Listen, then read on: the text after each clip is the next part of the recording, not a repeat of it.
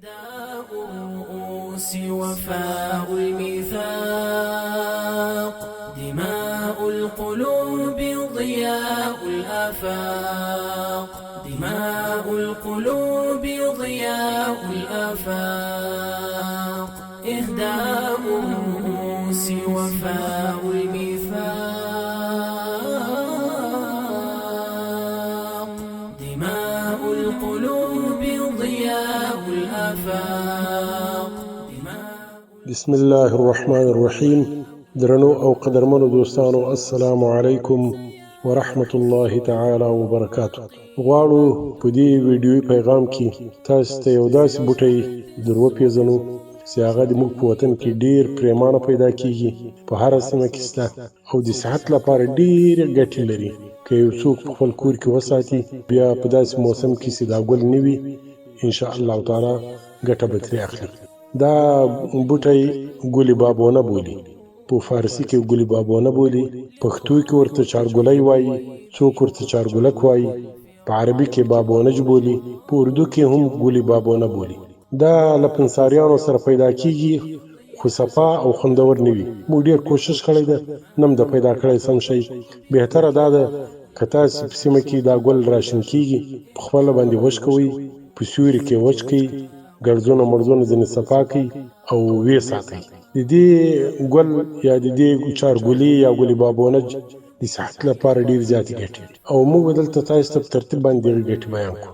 که تاسې د اسهال ناروغي ولرئ، په معده کې تکلیف ولرئ، او یا د معدې وچ درد ولرئ، ځینې خلکو په خېټه باندې ډېر وچ درد، یا قی ورته ورځي، او یا مثلا زړه یې ورډکېږي همیشه، که چېرته دغه ګل بابونه د چایو غوندې ویې شوي او ویې څښي، انشاءالله تعالی ډېر قوي او مثالي علاج ده. که چېرته یو څوک عصبي ستوماني ولري، پریشانه، ستومانه، په سر یې درد، په سر یې بوج، خوب نه ورځي او دا تکلیف ولري، هغه دې هم دغه د ګل بابونه یا د چارګلي چای جوړ کړي او په ورځ کې د 2-3 وارې څښي، دا تکلیف یې ختمېږي انشاءالله تعالی او ډېر ښه خوب به ورته ورځي.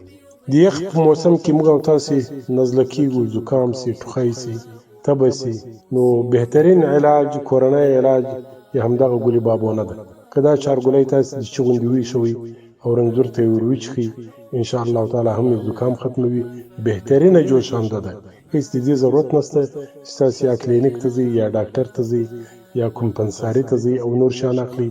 همدغه ګل بابونه ویښوئ، رنځور ته یې ور وچښئ، په ورځ کې 2-3 وارې، هم به یې زکام ختم کړي، هم یې ټوخی ختموي، هم یې تبه راټیټوي او هم یې سینه روغوي. ځینې مېرمنې له مختلفو تکلیفونو سره د دې ماهواري یا د میاشتنۍ دورې په وخت کې مخامخ وي. التهاب یې وي، زخمونه یې وي، دردونه یې وي، په خېټه کې ګډوډي یې وي، په حیض کې. که چېرته دا مېرمنې د دغه چارګلي چای په پابندي سره په ورځ کې 2-3 وارې وچښي، دا تکلیف یې ختموي.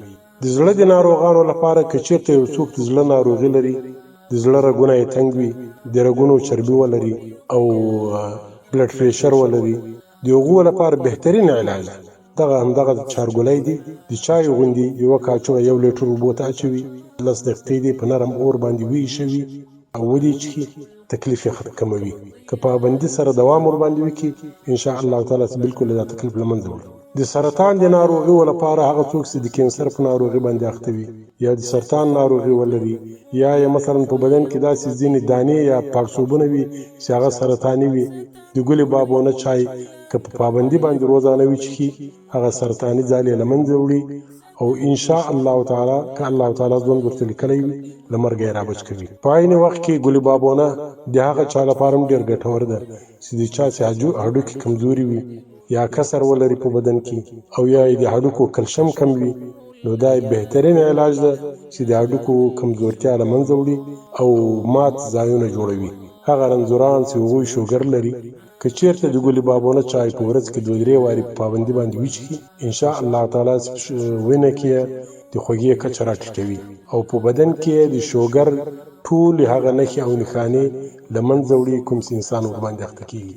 لوړ فشار هم راټیټوي او فشار متوازن ساتي. که د چا فشار ټیټ وي برابروي، او که د چا فشار لوړ وي د شوګر په نتیجه کې لوړ فشار راکته کوي. همدغه د ګلي بابونه ګټې وي، فایدې وي، هغه مندې دې نه کاروي چې هغه یا حمل ولري، کومې مندې چې ماشومانو ته تی ورکوي، شیدې ورکوي، او یا حمل ولري نو هغه دې په احتیاط باندې کاروي. که په زکام په داسې حالت کې وي زیات دې نه کاروي. نور ان شاء الله تعالی چې د دې بوټي ډېرې زیاتې ګټې دي، د رحم سرطان، د تیو سرطان، د بچه‌دانې سرطان، دا ټول له منځه وړي ان شاء الله تعالی. دعاګانو کې نیت ساتئ. زه د تاسو مخلص خواخوږی مولوي قدوسي له کراچۍ خبرې کوم. السلام علیکم ورحمة الله تعالی وبرکاته. دماء القلوب ضياء الآفاق، دماء القلوب ضياء الآفاق، إهداء الرؤوس وفاء الميثاق، دماء القلوب ضياء الآفاق.